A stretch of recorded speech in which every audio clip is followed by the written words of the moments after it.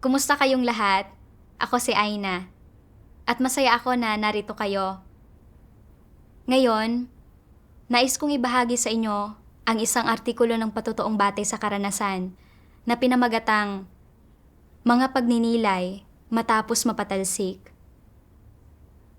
Ang brother sa artikulong ito ay walang pagkilatis. Bulag na naniniwala sa mga salita ng isang antikristo. Sinusundan ito sa masasamang gawa nito at ginugulo ang buhay iglesia. Ito ay humantong sa 2 buwang kaguluhan sa iglesia.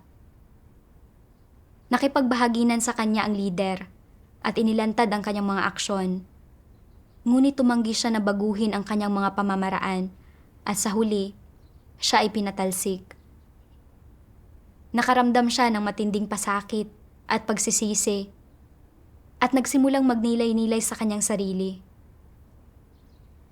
Sa pamamagitan ng pagbabasa ng mga salita ng Diyos, ano ang naunawaan niya tungkol sa kanyang sarili? Paano siya nagbago? Sabay-sabay nating pakinggan ang kanyang karanasan.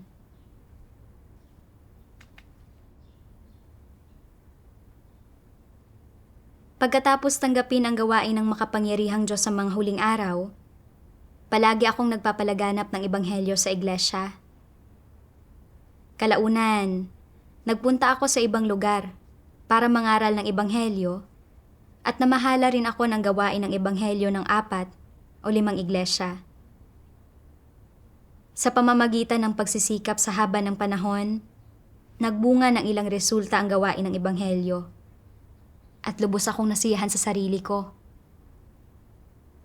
Sa partikular, ang ilang leader ng iglesia na nakaranas ng mga paghihirap sa gawain ng ebanghelyo ay naghangad ng pagbabahagi ko at mataas din ang tingin sa akin ng mga kapatid. Kaya napakasaya ko. Iniisip ko na tila ba nauunawaan ko na ng mabuti ang katotohanan at mayroon akong kaunting katotohanang realidad. Noong 2013, bumalik ako sa lokal na iglesia para mangaral ng ebanghelyo. Naisip ko na sa pagugol ko ng humigit kumulang 1 taon sa pangangaral ng ebanghelyo sa malayo, nagkaroon ako ng napakaraming pagsasagawa at naunawaan ko ang ilang katotohanan. Ngayong nagbalik ako sa lokal na iglesia, tiyak na isa akong mahalagang kandidato sa paglilinang. At kapag nakinig ang mga kapatid sa pagbabahagi ko, tiyak na magiging ibang-iba ito kaysa noon. Baka mapili pa nga ako bilang isang leader ng iglesia sa mga halalan. Pagkalipas ng ilang araw, nagpunta sa bahay ko ang isang leader ng iglesia na nagngangalang Jashin. Sinabi niya na talagang pinapagod siya ng tungkulin niya at na sinabi ng ilang katrabaho na hindi niya kayang lutasin ang mga problema, na palagi siyang mukhang inaantok sa mga pagtitipon at na hindi niya taglay ang gawain ng banal na espiritu at na dapat siyang umako ng pananagutan at magbitiw. Sinabi niya na hinikayat siya ng mga mangangaral na gawin din iyon. Binigyang diin din niya na minsan na niyang tinanggal ang 2 mangangaral na ito, pero hindi sila kailanman nagnilay sa kanilang sarili at sinabi pa nga nila na sinikil sila ni Jashin. Tinanong ni Jashin sa amin ng asawa ko kung paano niya dapat harapin ang ganoong mga sitwasyon. Nang marinig ko ang lahat ng sinabi niyang ito, labis akong nagalit. Naisip ko na, hindi ba't pagganti ito? Naging katuwang ko si Jashin noon at talaga namang kaya niyang magtiis at magbayad ng halaga kapag nangangaral ng ebanghelyo. Minsan, nagtatrabaho hanggang gabi ang mga baguhan. Pero palagi pa rin siyang naghihimagsik laban sa kanyang laman at nakikipagtipon sa kanila. Talagang responsable siya. Paano nila nasabing hindi niya taglay ang gawain ng banal na espiritu. Hindi ba nila siya sinisikil? Ganyan ang ginagawa ng mga huwad na lider at manggagawa. Hindi. Hindi ko maaaring palampasin lang ito. Ngayong nagbalik ako, kailangan ko siyang tulungan. Hindi naglaon, nagpunta ako kasama ang asawa ko para maunawaan at maimbestigahan ang bagay na ito. Habang nag-iimbestiga kami, lubos akong nasiyahan sa aking sarili. Iniisip ko na napakahusay ng pagkilatis ko. Kakabalik ko pa lamang sa iglesia, ay natukoy ko na ang mga huwad na lider. Kung maiuulat at matatanggal ang mga huwad na lider at mga manggagawang ito, makakagawa ako ng isang malaking bagay. Pagkatapos nilang matanggal, baka magkaroon ako ng pagkakataong mapili bilang isang lider. Talagang makakapatay ako ng 2 ibon sa iisang bato. Nang maisip ko ito, naging mas matibay ang pagpapahalaga ko sa katarungan. Pagkalipas ng ilang araw, nalaman ko na tinanggal si Jashin sa kanyang posisyon ng ilang katrabaho. Hinimay ng mga katrabaho ang asal ni Jashin sa iglesia at tinulungan nila ang mga kapatid na kilatisin siya. Nang marinig ko ang balitang ito, napuno ako ng galit. Iniisip ko na kayang tumalikod at magtiis ni Jashin ng higit pa sa sino man sa inyo. Paano siya magiging huwad na lider na walang gawain ng banal na espiritu? Pwede kayong matanggal lahat, pero hindi siya. Naniwala ako na isa itong gawain ng paghihiganti. Kaya, ipinakalat ko sa mga lugar ng pagtitipon ang paratang na sila ay mga huwad na lider at manggagawa at na ang pagtanggal kay Jashin ay hindi alinsunod sa mga pagsasaayos ng gawain.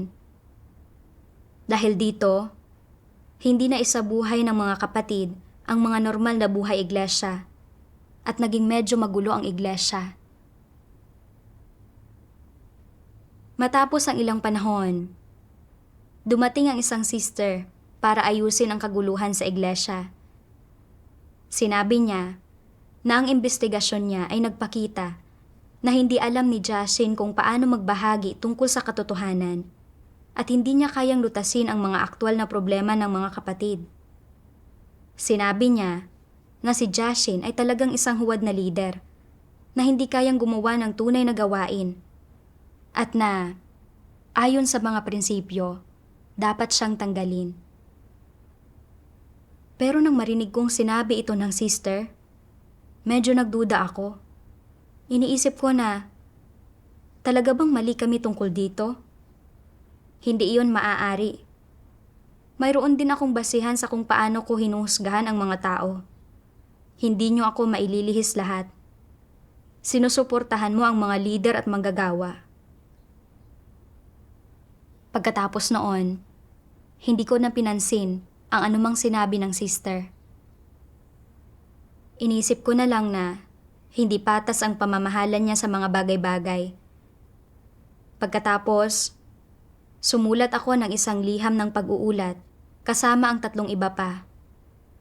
Sinabi ko na ang pagtanggal ng mga lider at manggagawa kay Jashin ay hindi alinsunod sa mga prinsipyo at na naghihiganti sila laban sa kanya. Gayunpaman, talagang hindi madali ang proseso ng pagsusulat ng liham ng pag-uulat na ito.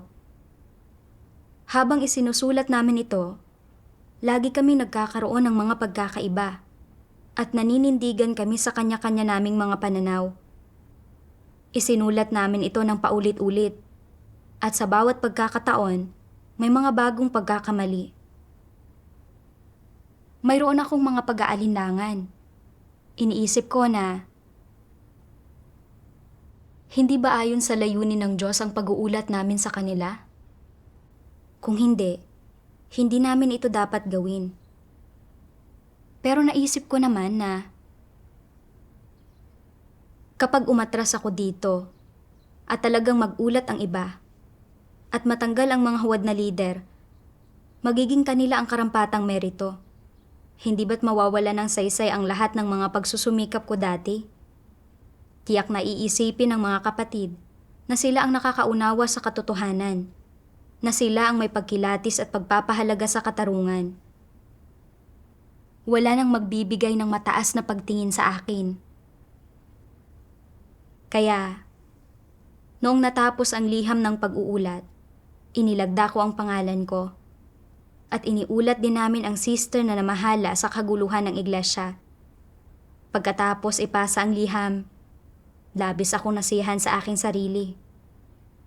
Naisip ko na, sa pagkakataong ito, kapag natanggal ang mga huwad na lider at manggagawa, at nakita ng mga nakatataas na lider na nauunawaan ko ang katotohanan, at kaya kong kumilatis ng mga tao, baka lumabag pa nga sila sa patakaran para iangat ako.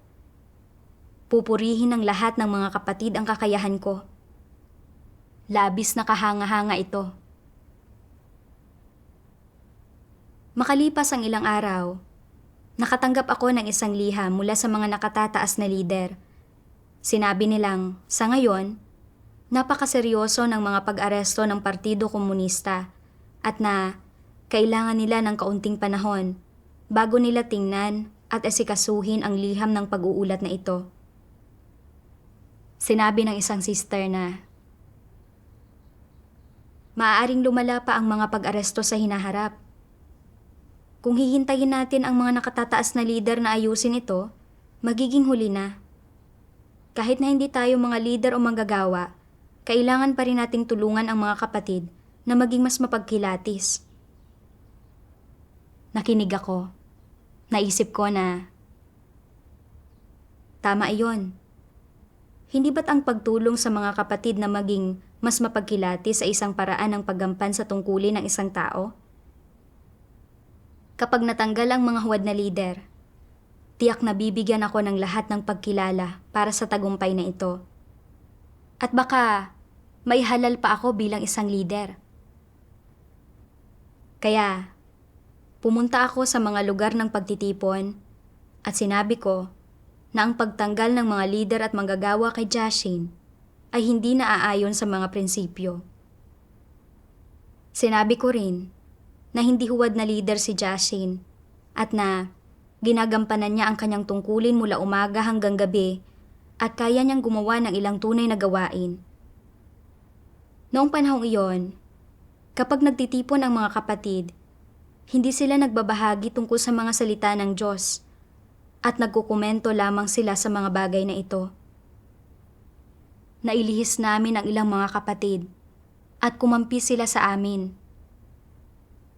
Nagkaroon sila ng mga negatibong pananaw laban sa mga lider at manggagawa at sinabi nilang huwad ang mga ito. Ayaw pa ngang tanggapin ng ilan sa kanilang mga bahay ang mga lider at mga manggagawa na nagdulot para hindi magampanan ng mga lider at manggagawa ang mga tungkulin nila ng normal. Kumampi sa mga lider at manggagawa ang ilang mapagkilatis na tao. Sinabi nilang, ginugulo namin ang buhay iglesia. Sa ganitong paraan, nabuo ang dalawang paksyon sa iglesia. Para kaming dalawang hukbo na nakikipagtunggali laban sa isa't isa. Sa tuwing magtitipon kami, tinatalakay namin ang mga bagay na ito at nawalan ng mga normal na buhay iglesia ang mga kapatid. Ang kaguluhan sa iglesia ay nagpatuloy ng ganito sa loob ng ilang buwan. Isang araw, dumating ang mga nakatataas na lider para maimbestigahan at maunawaan ang mga nilalaman ng liham ng pag-uulat namin. Naisip ko na tiyak na matatanggal ang mga huwad na lider at manggagawang iyon. Habang natutuwa ako sa mga bagay-bagay, ginamit ng isa sa mga lider ang mga salita ng Diyos para himayin ang kalikasan ng asal namin. Sinabi niya na bumubuo kami ng mga paksyon, hinahati ang iglesia at ginugulo ang buhay iglesia na nagresulta para hindi makapagtrabaho ng normal ang mga lider at manggagawa at nagpatigil sa gawain ng iglesia. Sinabi niya na gumagawa kami ng kasamaan. Sinabi rin niya na bilang isang leader, hindi alam ni Jashin kung paano gagabayan ang mga kapatid na maranasan ang gawain ng Diyos. Sa halip, palagi niyang sinusubukang kuhanin ang loob ng mga tao at ipinagkakalat ang hindi niya pagkakontento sa mga katrabaho niya. Paano siya nagkaroon ng gawain ng banal na espiritu? Sinabi niyang, hindi kaya ni Jashi na gumawa ng tunay na gawain o lumutas ng mga problema ng mga kapatid at kahit na nagmumukhang tinatalikuran at ginugugol niya ang sarili niya, isa siyang huwad na lider at dapat siyang tanggalin. Iyon ang naaayon sa mga prinsipyo. Nang marinig ko ang pagbabahagi at paghihimay ng sister na ito sa pagiging huwad na lider ni Jashin, bumilis ang tibok ng puso ko. At naisip ko na may katuturan ang sinasabi nila. Isiniwalat at tinanggal si Jashin ng mga katrabaho niyang iyon at dapat pinagnilayan at sinubukang unawain ni Jashin ang kanyang sarili. Sa halip, patuloy siyang pumupunta sa amin. Pakiramdam niya ay inaagrabyado siya at inilalabas niya ang mga hinanakit niya. Talagang hindi niya tinanggap ang katotohanan o naranasan ang gawain ng Diyos. Nanindigan ako para kay Jashin at hinusgahan ko pa nga ang mga lider at manggagawa na nakagulo sa gawain ng iglesia. Ang kalikasang ito ay seryoso. Gayunpaman, dahil wala akong anumang pagkaunawa sa asal ko, noong oras na iyon, basta ko lamang na tinanggap na ako ay nagkamali. Sa huli, sinabi ng mga nakatataas na lider na lubha naming ginulo ang buhay iglesia at na ang kalikasan nito ay mabigat. Isinaayos nila na kami ay magbukod sa bahay at magnilay. Isang araw, pumunta ako sa bahay ng aking ina at binigyan niya ako ng 3 abiso ng pagpapatalsik. Habang tinitingnan ko ang mga ito, nakita ko na bukod kay Jashin, sa pagkagulat ko, mayroon ding mga abiso ng pagpapatalsik para sa amin ng asawa ko.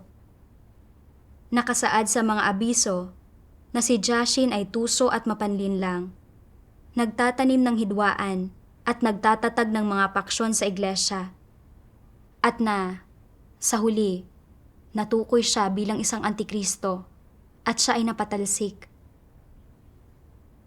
Samantalang ako, sinundan ko ang antikristong ito sa paggawa ng kasamaan at sa paggambala at panggugulo sa buhay iglesia.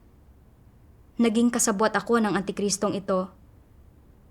Kaya, napatalsik din ako.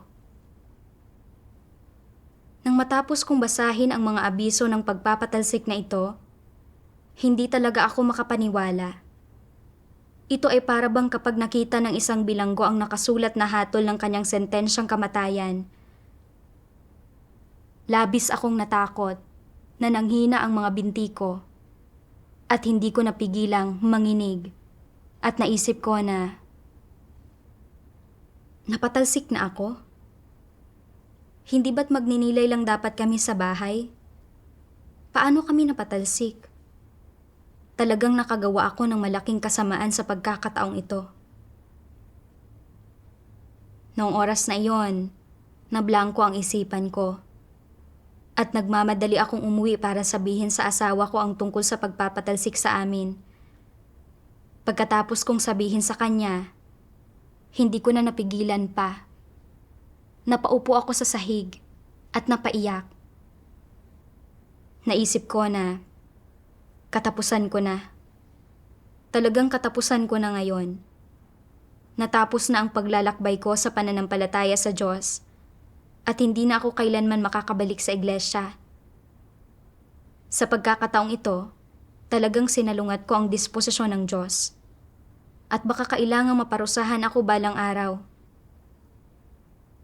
Sa pag-iisip nito, para bang sinaksak ng kutsilyo ang puso ko. Labis akong nawala ng pag-asa at nasaktan. Kinamuhian ko ang sarili ko dahil nagawa ko ang ganitong bagay. Paano ako naging bulag na nagtiwala sa mga salita ni Jashin? Wala nang paraan para makabawi sa malaking kaguluhan na naidulot ko sa buhay iglesia. At habang lalo ko itong iniisip, lalong nasasaktan ang puso ko. Araw-araw, wala akong ganang gumawa ng kahit ano. Hindi ako makakain o makatulog ng maayos at paglipas ng ilang panahon, nabawasan ang timbang ko ng mahigit 10 libra. Araw-araw, para bang naghihintay na lamang ako ng kamatayan. Naisip ko na wala na talaga akong pagkakataong maligtas. Na nakatakda akong maparusahan at mapunta sa impyerno. Para akong isang pasyente na may malubhang kanser. Kasing negatibo at walang pag-asa na maaaring maranasan ng isang tao. Naisip ko na mamamatay rin naman ako balang araw. Kaya mabuti pang tapusin ko na ito agad. Noong ako ay nasa matinding paghihirap at kawalan ng pag-asa, naisip ko ang lirika mula sa isang himno ng mga salita ng Diyos na pinamagatang, "Hangaring mahalin ang Diyos kahit gaano kalaki ang iyong pagdurusa." Sa ngayon, karamihan sa mga tao ay walang gayong kaalaman. Naniniwala sila na ang pagdurusa ay walang halaga.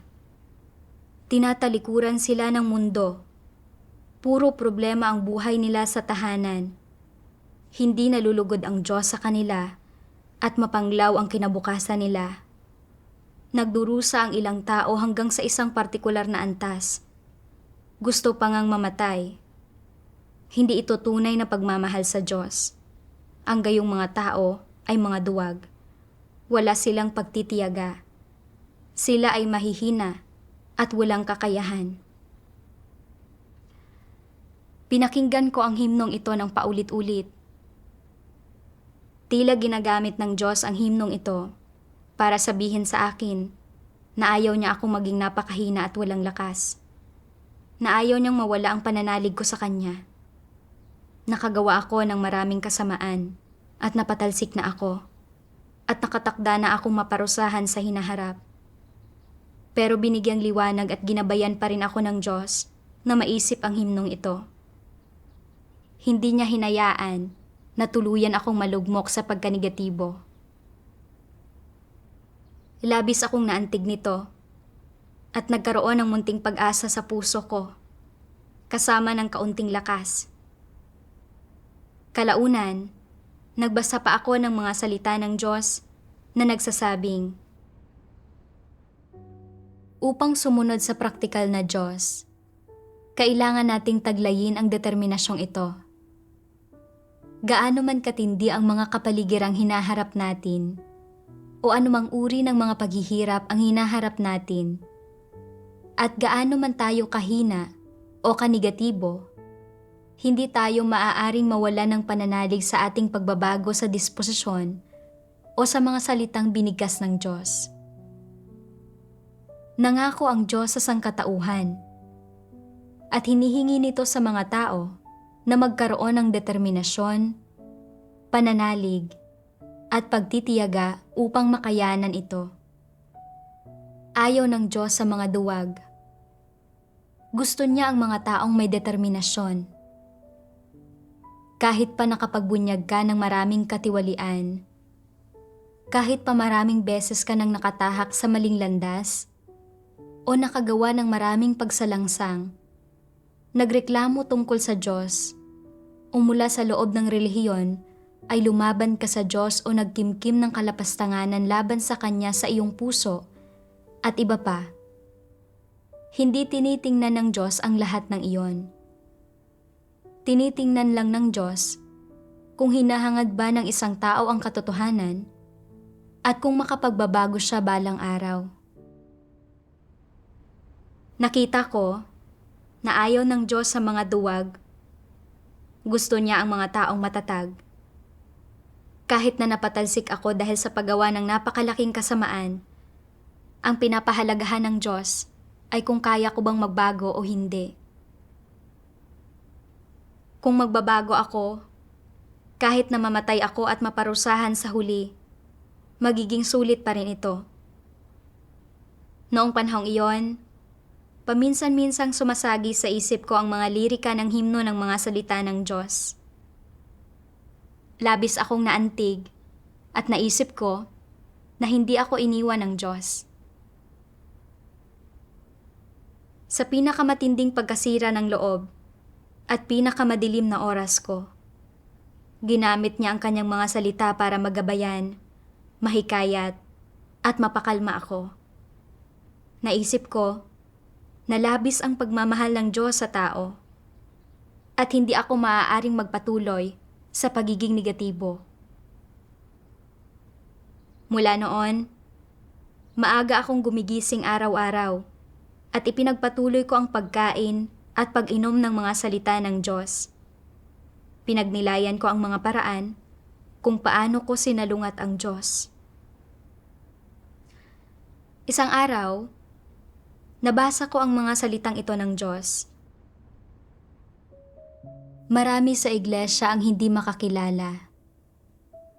Kapag nangyayari ang mga insidente kung saan nalilihis ang mga tao, hindi inaasahan na pumapanig sila kay Satanas.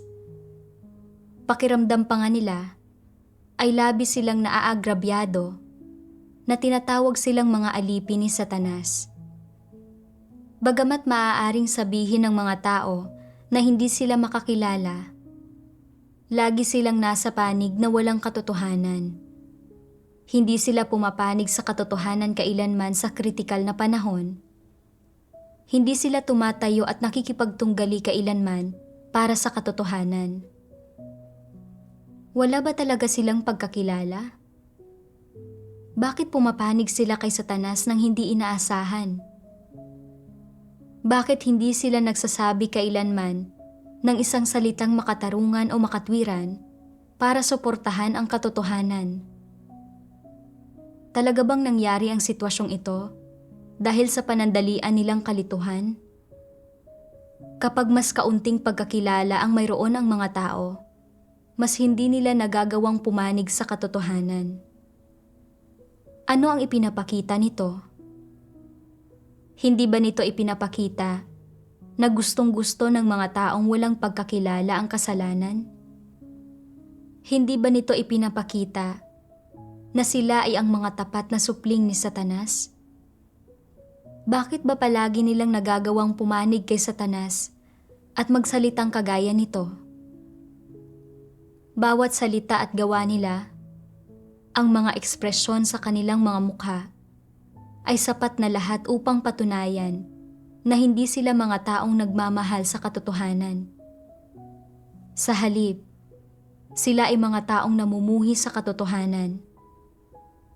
Sapat nang kaya nilang pumanig kay Satanas upang patunayan na talagang mahal ni Satanas ang walang kwentang mga diablong ito na ginugugol ang kanilang buhay sa pakikipaglaban para sa kapakanan ni Satanas. Hindi ba napakalinaw ng lahat ng katotohanan ito? Ang walang kwentang mga panloloko ng mga walang pagkakilala ay hahantong sa kanilang pagkawasak sa mga kamay ng masasamang tao.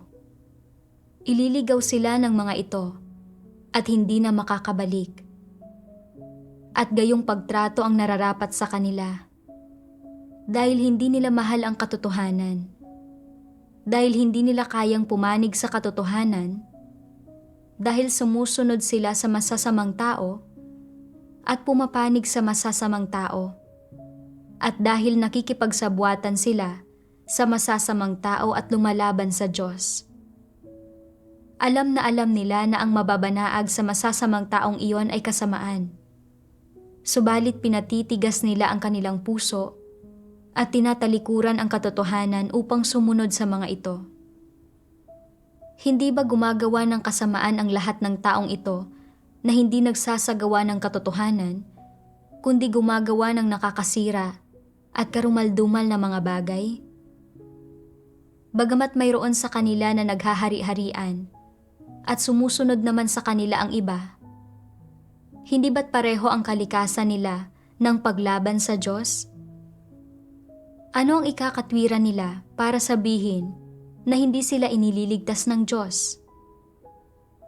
Ano ang ikakatwiran nila para sabihin na hindi matuwid ang Diyos? Hindi ba ang sarili nilang kasamaan ang sumisira sa kanila? Hindi ba ang sarili nilang paghihimagsik ang humahatak sa kanila pababa sa impyerno?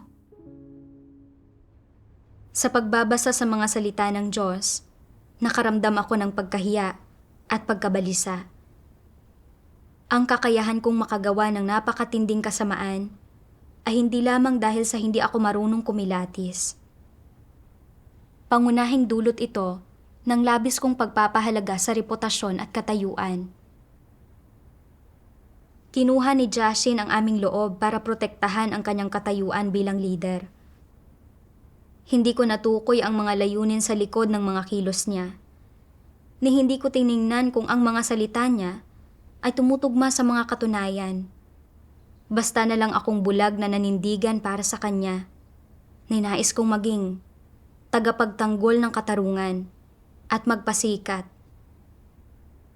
Ninais ko ring kunin ang pagkakataon para makamit ang katayuan ng pagiging leader.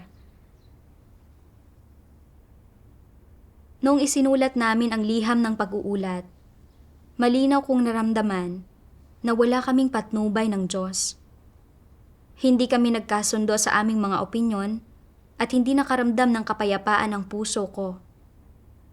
Gayunpaman, matigas ang ulo ko at ipinagpatuloy ko ang pagsusulat ng liham. Sinundan ko ang antikristong ito sa paggawa ng kasamaan. Ang nakatataas na sister na dumating sa iglesia ay nakipagbahaginan para tulungan at isiwalat ako. Pero hindi nagbago ang desisyon ko. Sa takot na maliitin ako ng iba kung aaminin ko ang mga pagkakamali ko. Pumunta ako sa mga lugar ng pagtitipon at walang pakundangan kung hinusgahan ang mga lider at manggagawa. Ipinakalat ko ang impormasyon na sila ay mga huwad. Ang layon ko ay hikayatin ang mga kapatid na itakwil ang mga lider at manggagawa at itaas ang pagtingin nila sa akin para maaari akong mapili sa mga darating na halalan. Dahil sa mga panggugulo ko, hindi makapagtipon ang mga kapatid at hindi sila makakain at makainom ng mga salita ng Diyos ng normal. Nailihis namin ang kalahati ng mga kapatid sa iglesia at magkasama kaming nanindigan laban sa mga lider at manggagawa. Nais ng Diyos na makapagtipon at makapagbahaginan ang mga kapatid ng mga salita ng Diyos ng normal at na magampanan nila ang tungkulin nila ng maayos at nagkakaisa. Nung itinayo ng Diyos ang iglesia, nais buwagin ni Satanas ang kanyang gawain. Samantala, ginagampanan ko ang papel ng alagad at kasabwat ni Satanas na gumagambala at gumugulo sa gawain ng iglesia. Sa pagkakaroon ko ng ganitong mga pag-uugali, hindi lamang ako kumampi sa maling panig dahil sa pansamantalang kawalan ng pagkilatis. Ang kalikasan ko ay katulad ng kay Jashin. Pareho kaming labis na nahuhumaling sa reputasyon at katayuan. Para makamit ang katayuan, lumikha kami ng kaguluhan sa iglesia at napatalsik ako dahil naghangad ako ng katayuan sa halip na maghangad ng katotohanan. Nang maisip ko ito, labis akong nagsisi at kinundin ako ang aking sarili. Lumuhod ako sa sahig at binigyan ko ang sarili ko ng mahigit 100 na malalakas na sampal sa pisngi. Nais kong walang awang parusahan ang sarili ko. para mapanatili sa alaala ko ang leksyong ito. Nagdasal din ako sa Diyos.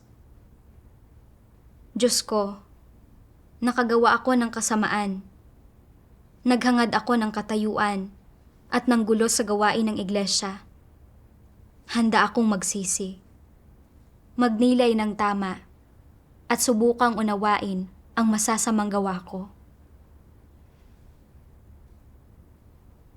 Pagkatapos noon, nagpatuloy akong magnilay sa aking sarili. Iniisip ko na, bakit ba gustong-gusto ko ng katayuan? At palagi kong nais hangarin at makamit ito. Bakit ba kaya kong gawin ang masasamang bagay na ito? Nagbasa ako ng isang sipi ng mga salita ng Diyos.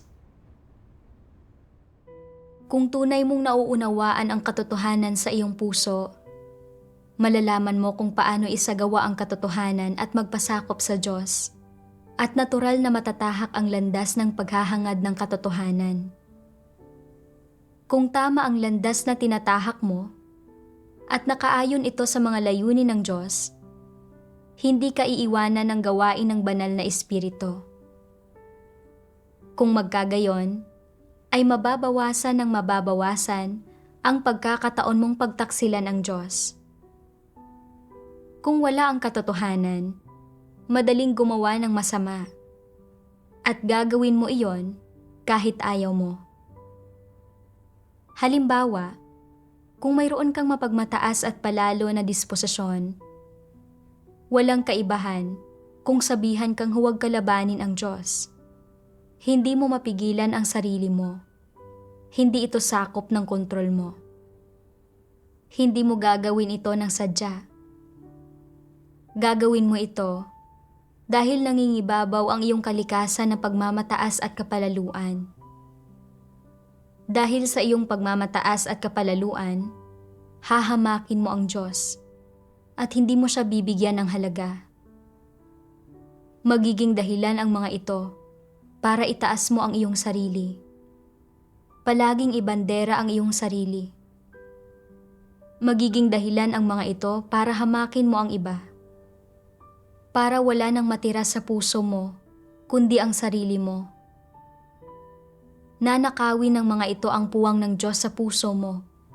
At sa huli, ay magiging sanhi ang mga ito para ilagay mo ang iyong sarili sa pwesto ng Diyos. At hingin sa mga tao na magpasakop sila sa iyo, at magiging dahilan para dakilain mo ang sarili mong mga kaisipan, ideya at kuro-kuro bilang katotohanan. Napakaraming kasamaan ang ginagawa ng mga tao, dahil nangingibabaw ang kanilang mapagmataas at palalong kalikasan. Sa pamamagitan ng mga salita ng Diyos, naunawaan ko na ang ugat na sanhi ng kakayahan kong gawin ang masasamang bagay na ito ay dahil napakayabang ko. Labis ang pagkabilib ko sa aking sarili at napakataas ng tingin ko sa aking sarili. Naniwala ako na dahil kaya kong mangaral ng ebanghelyo at lumutas ng ilang problema, nangangahulugan ito na nauunawaan ko ang katotohanan at mayroon akong realidad. Kung kaya, nagawa kong bulag na maniwala sa sarili ko at kumilos ng walang pakundangan. At dahil dito, nagawa ko ang lahat ng masasamang bagay na iyon. Pagdating sa pagkakatanggal kay Jashin, hindi ko kailanman hinanap ng maayos ang mga katotohanang prinsipyo. Nakita ko na kayang talikuran at gugulin ni Jashin ang sarili niya. Kaya niyang magtiis at magbayad ng halaga sa tungkulin niya, kaya naman inisip ko na isinasagawa niya ang katotohanan at mayroon siyang gawain ng banal na espiritu. Naisip ko na kung walang paghahangad sa katotohanan, sino ang makakagawa ng mga bagay na iyon ng ganoon katindi? Ang totoo, sa pagkilatis kung ang isang tao ay mayroong gawain ng banal na espiritu, hindi siya maaaring husgahan batay sa pagpapakita niya ng pagdurusa, pagbabayad ng halaga, pagtalikod, at paggugol sa kanyang sarili. kayang gawin ng sino mang masigasig na tao ang mga bagay na ito. Dapat unang tingnan kung kaya ng taong ito na magdasal sa Diyos kapag may mga bagay na nangyayari sa kanya at kung kahit na hindi ito alinsunod sa sarili niyang mga kuro-kuro, kaya niyang hayaan ang kanyang sarili, maghanap ng katotohanan at magkaroon ng puso na may takot at nagpapasakop sa Diyos. Bukod dito, dapat din nilang gabayan ang mga hinirang ng Diyos na maranasan ang mga salita ng Diyos at maunawaan ang kanilang mga sarili. At dapat din nilang lutasin ang mga problema ng mga kapatid sa mga tungkulin nila. Ito ang dapat gawin ng isang lider at manggagawa.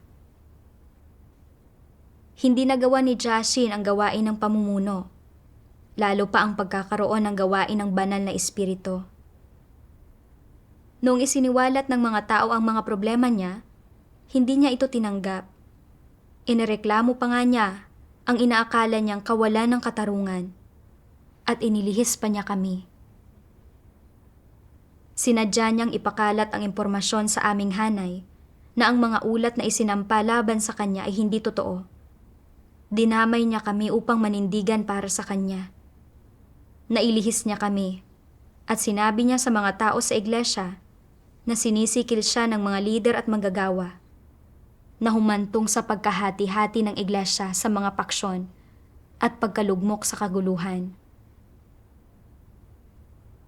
Bahagyang tinalikuran at ginugol ni Jashin ang kanyang sarili, pero hindi niya man lang hinahanap ang katotohanan tuwing may mga bagay na nangyayari sa kanya, ni hindi niya pinagninilayan o sinubukang unawain ang kanyang sarili.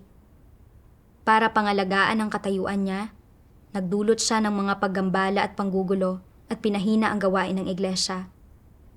Ang lahat ng paggugol niya sa sarili at pagdurusa ay para mapangalagaan ang kanyang katayuan at matugunan ang kanyang personal na pagnanais para sa katayuan.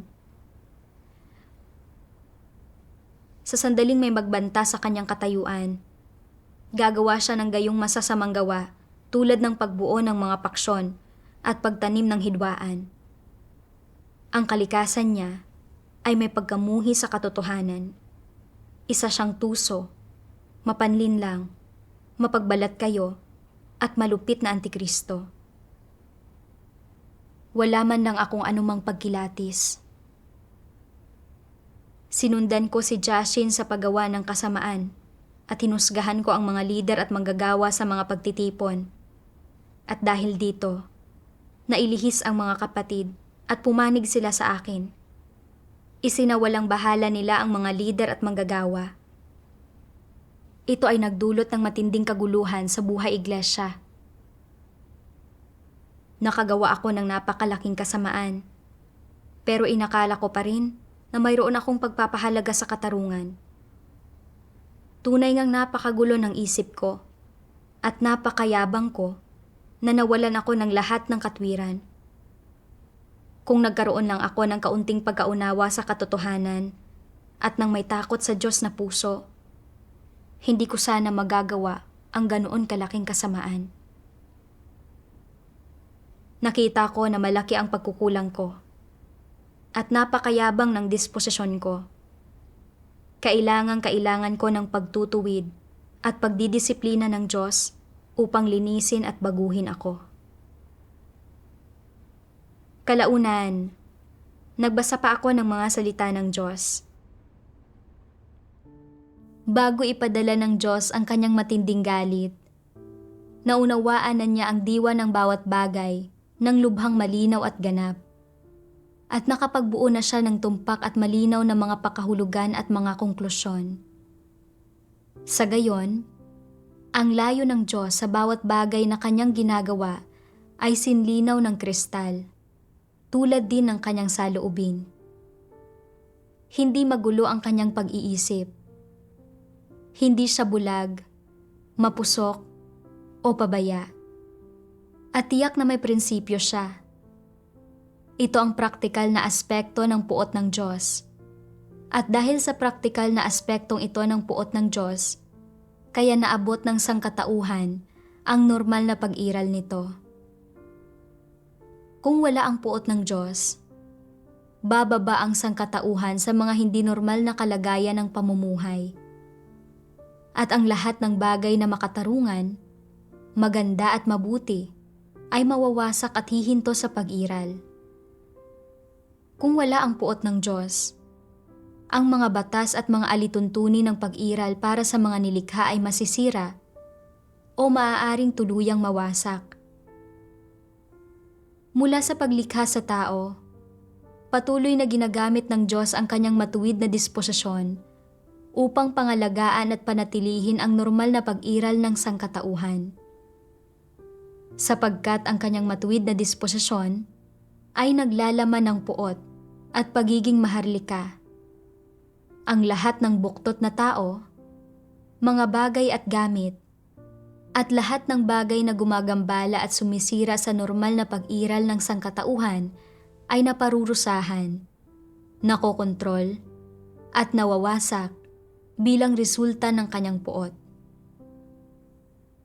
Nagtataglay ang Diyos ng ganitong uri ng matuwid na disposisyon dahil nasusuklam siya sa kasamaan, kadiliman, pagkamapanghimagsik, at mga buktot na gawa ni Satanas, pagtitiwali at paglamon sa sangkatauhan.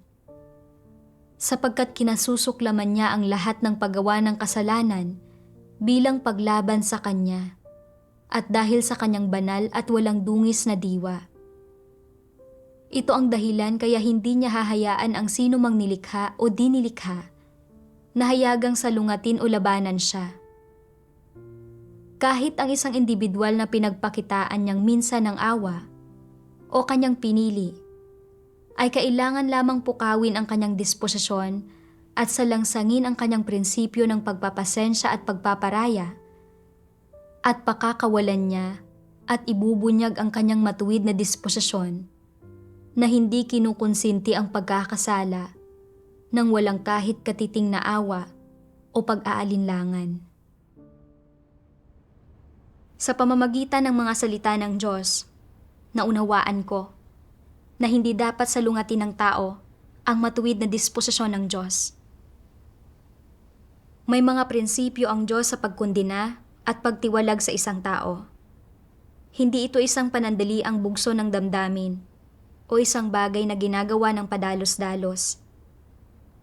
Sa halip, isinasagawa ito kapag nakilatis niya ang diwa ng isang tao.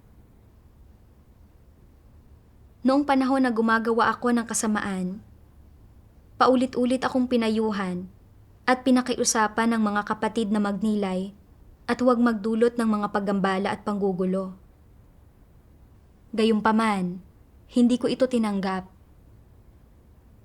At kapag hindi umaayon sa mga pananaw ko ang pakikipagbahaginan ng isang tao, nilalabanan ko ito na humantong sa mas lalo pang paglala ng paggawa ko ng masama. Mula sa una kong pagsuway hanggang sa pagdulot ko ng kaguluhan kalaunan at pagkahati-hati ng iglesia sa huli. Bawat isa sa masasamang kilos na ito ay patunay ng kayabangan at kapalaluan ko at ng pagtutol at pagkamuhi ko sa katotohanan. Napakayabang at napakatigas ng kalooban ko. Hindi ako lumuluha hanggang sa makita ko ang sarili kong libingan.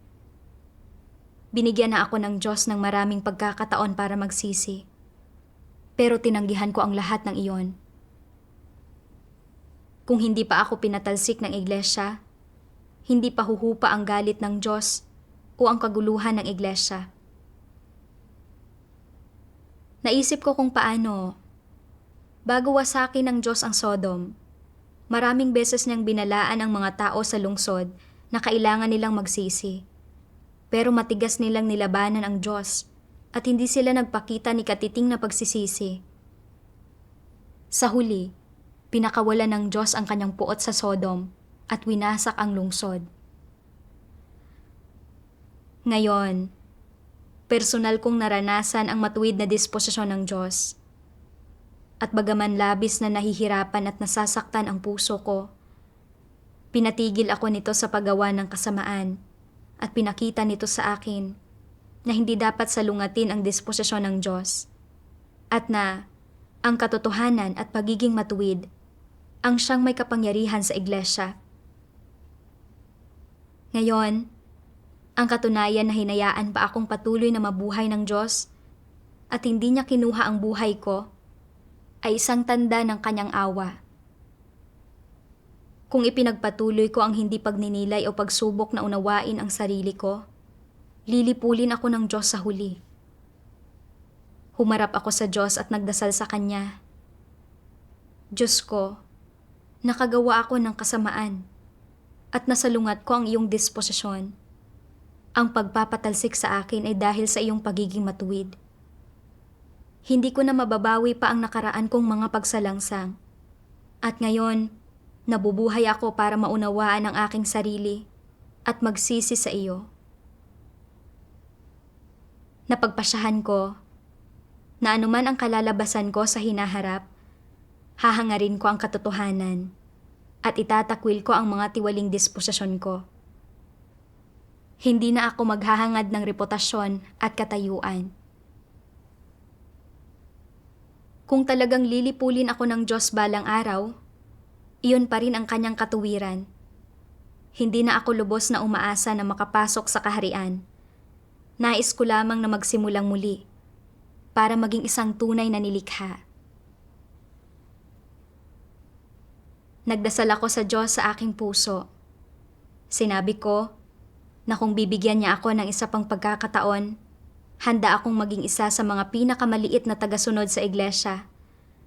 Handa akong gampanan ng anumang tungkulin na itatalaga sa akin.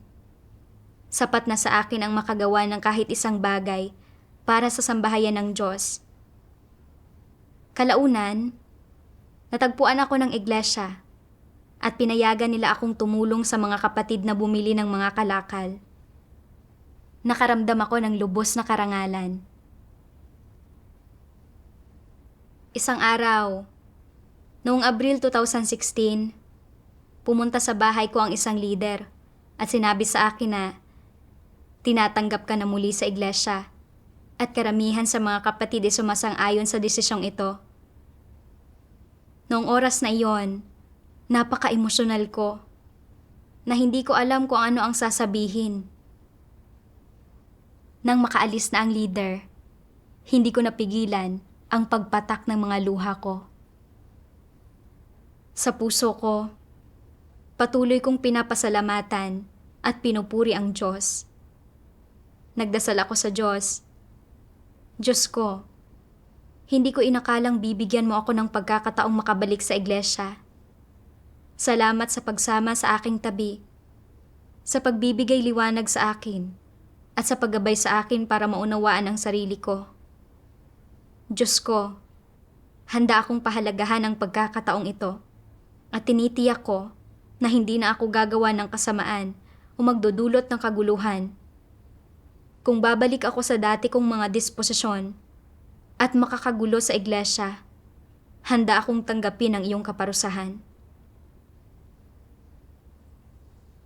Pagkatapos kong makabalik sa iglesia, sinimulan ko agad na gampanan ang tungkulin ko. Isang araw, lumapit sa akin ang leader ng iglesia at isinaayos niya na magampanan ko ang tungkuling pagpapatira sa bahay. Naisip ko na, paano nila nagawang ibigay ang tungkulin na ito sa akin? Hindi ba't isa itong tungkulin para sa mga taong nagkakaedad na? Kapag narinig ng mga kapatid ang tungkol dito, ano na lang ang iisipin nila sa akin? Mailang saloobin ako tungkol sa leader at pakiramdam ko ay sinasayang nila ang talento ko para sa isang maliit na trabaho. Gayunpaman, kalaunan, nabasa ko ang mga salita ng Diyos na nagsasabing, kapag hinihingi ng Diyos na maayos na tuparin ng mga tao ang kanilang tungkulin, hindi niya hinihingi sa kanila na tapusin ang tiyak na bilang ng mga gampanin o magsakatuparan ng anumang malaking pagsisikap ni gumampan ng anumang dakilang gawain. Ang nais ng Diyos ay magawa ng mga tao ang lahat ng makakaya nila sa isang praktikal na paraan. at mamuhay alinsunod sa kanyang mga salita. Hindi kailangan ng Diyos na maging dakila o marangal ka, o na gumawa ka ng anumang himala, at hindi rin niya nais na makakita ng anumang kaaya-ayang mga sorpresa sa iyo. Hindi niya kailangan ang ganoong mga bagay. Ang tanging kailangan ng Diyos ay ang matatag kang magsagawa ayon sa kanyang mga salita. Kapag nakikinig ka sa mga salita ng Diyos, gawin mo ang iyong naunawaan. Isakatuparan mo ang iyong naintindihan. Tandaan mong mabuti ang iyong narinig. At kapag dumating ang panahon ng pagsasagawa, gawin mo ito ayon sa mga salita ng Diyos. Hayaan mong ang mga ito ang maging buhay mo, ang mga realidad mo, at ang isinasabuhay mo. Sa gayon, masisiyahan ang Diyos. Sa pamamagitan ng mga salita ng Diyos, naunawaan ko na hindi kailangan ng Diyos na gawin ko ang mga pinakamahahalagang gawain. Ang nais niya ay gampanan ko ang tungkulin ko sa praktikal na paraan. Kahit na ito ay isang karaniwang tungkulin, basta't nakikinig ako sa mga salita ng Diyos at ginagampanan ang tungkuling ito ayon sa kanyang kahilingan, sapat na iyon. Hindi ko magagampanan ang tungkulin ko ayon sa kagustuhan ko. Dapat ko itong gawin batay sa pangangailangan ng gawain ng iglesia. Dapat akong magpasakop sa mga pagsasaayos ng iglesia at magtrabaho ng tahimik para magampanan ko ng maayos ang tungkulin ko. Ito ang dapat gawin ng isang taong may konsensya at katwiran. Ngayon, ibinunyag at sinubok ako ng pagharap ko sa tungkuling ito. Kung wala ang ganitong mga sitwasyon, aakalain ko na ako ay talagang mapagpasakop sa Diyos at na nagbago na ang mapagmataas na disposisyon at pagnanais kong maghangad ng reputasyon at katayuan. Ang totoo, medyo mayabang at palalo pa rin ako. Mayroon akong matataas na ambisyon at pagnanais at hindi ako handang maging pinakamaliit sa karamihan. Ito ang tunay kong tayog. Para maging dalisay at magbago, kailangan kong maranasan ang paghatol at pagkastigo ng mga salita ng Diyos, pati na rin ang mga pagsubok at pagpipino. Nang maunawaan ko ito, tinanggap ko ang tungkuling ito. Kahit na hindi ko alam kung paano magluto, maaari kong masigasig na pag-aralan kung paano magluto habang ginagampanan ang tungkulin ko at patuluyin ang mga kapatid nang naaayon sa mga prinsipyo. Nakaramdam ng kapayapaan ang puso ko habang ginagawa ito. Salamat sa Diyos sa pagligtas sa akin. Dito ko natatapusin ang pagbabasa ng sanaysay na ito. Marahil, may naabot kayong ilang kaunawaan o nagkamit ng isang bagay mula dito. Huwag mag-atubiling mag-iwan ng komento sa ibaba. Salamat sa lahat sa panonood at magkita tayo sa susunod.